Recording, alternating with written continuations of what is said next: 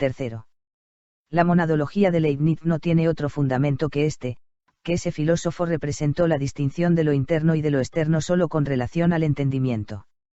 Las substancias en general deben tener algo interno, que esté libre de toda relación exterior y por tanto también de la composición.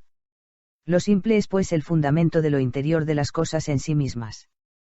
Lo interior empero de su estado no puede consistir en lugar, figura, contacto o movimiento, determinaciones todas que son relaciones externas, y por ende no podemos atribuir a las substancias ningún otro estado interior que aquel por el cual nosotros mismos determinamos interiormente nuestro sentido, a saber, el estado de las representaciones. Así quedaron establecidas las mónadas que deben constituir la materia fundamental de todo el universo, y cuya fuerza activa solo en representaciones consiste, por donde ellas propiamente solo en sí mismas son activas. Precisamente por eso, su principio de la posible comunidad de las substancias unas con otras debió ser el de una armonía preestablecida y no podía ser ningún influjo físico. Pues como todo es solo interior, es decir, toda substancia está ocupada con sus representaciones, el estado de las representaciones de una substancia no podía estar con el de otra en ningún enlace efectivo, sino que debía haber alguna tercera causa que influyese en todas las substancias, en conjunto, e hiciese corresponder los estados unos con otros, y no mediante una ayuda ocasional introducida en cada caso particular, sistema assistentiae, sino por medio de la unidad de la idea de una cosa valedera para todos, en la cual todos ellos debieran recibir su existencia y permanencia y por ende también la correspondencia recíproca de unos con otros, según leyes universales. Cuarto. El famoso concepto doctrinal del tiempo y del espacio, según Leibniz, en donde éste intelectualizó esas formas de la sensibilidad, se originó en esa misma ilusión de la reflexión trascendental. Si por medio del mero entendimiento quiero representarme relaciones exteriores de las cosas, esto no puede ocurrir más que mediante el concepto de su efecto recíproco, y si he de enlazar un estado de una y la misma cosa con otro estado, esto no puede ocurrir más que en el orden de los fundamentos y consecuencias. Así, pues, Leibniz pensó el espacio como cierto orden en la comunidad de las substancias, y el tiempo como la consecuencia dinámica de sus estados.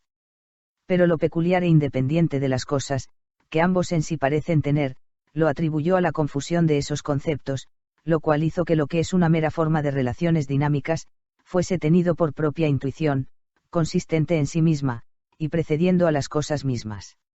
Así, pues, espacio y tiempo fueron la forma inteligible del enlace de las cosas, substancias y sus estados, en sí mismas. Las cosas, empero, fueron substancias inteligibles, substantia en noumena.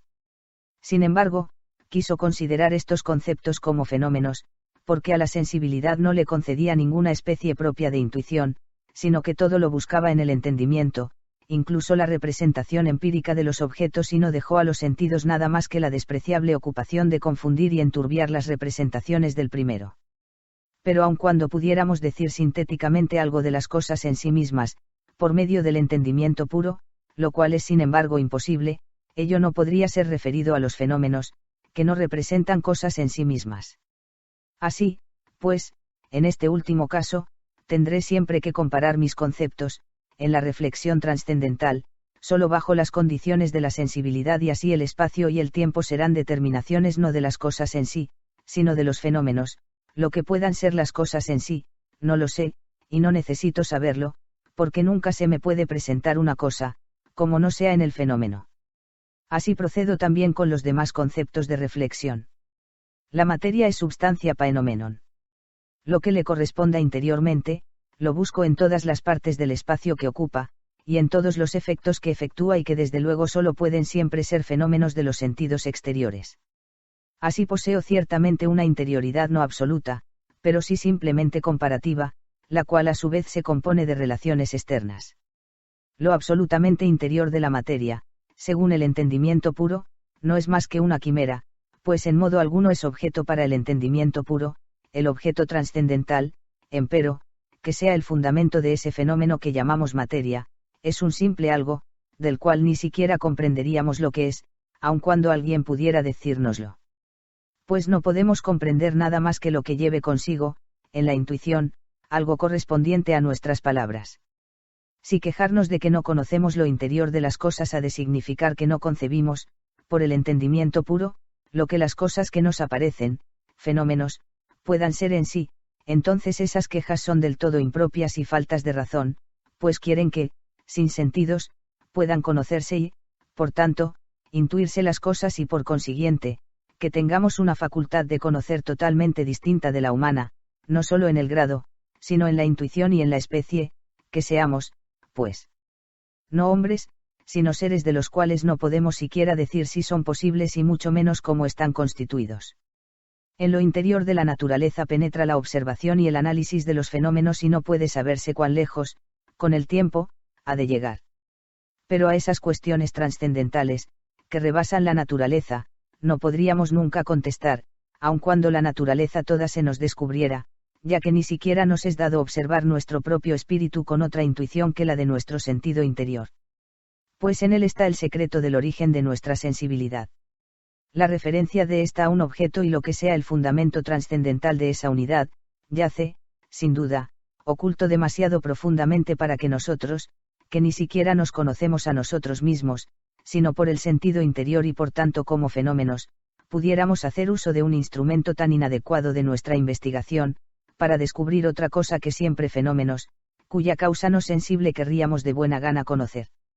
Lo que hace muy útil esta crítica de las conclusiones sacadas de las meras acciones de la reflexión, es que muestra muy claramente la vanidad de toda conclusión sobre objetos comparados solamente unos con otros en el entendimiento, y confirma al mismo tiempo lo que hemos repetido con insistencia, a saber, que aunque los fenómenos no están comprendidos, como cosas en sí mismas, entre los objetos del entendimiento puro, son sin embargo los únicos con quienes nuestro conocimiento puede tener realidad objetiva, cuando a los conceptos corresponde intuición. Cuando reflexionamos solo lógicamente, comparamos solamente nuestros conceptos unos con otros en el entendimiento, para ver si ambos contienen precisamente lo mismo, si se contradicen o no, si algo está contenido interiormente en el concepto o le sobreviene, y cuál de los dos ha de valer como dado o solo como un modo de pensar el concepto dado.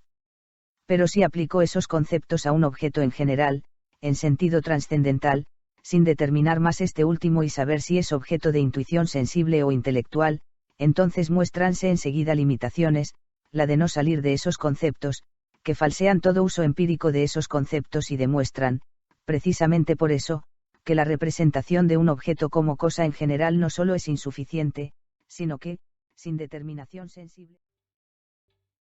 ¿Te está gustando este episodio? Hazte fan desde el botón Apoyar del podcast de Nivos. Elige tu aportación y podrás escuchar este y el resto de sus episodios extra. Además, ayudarás a su productor a seguir creando contenido con la misma pasión y dedicación.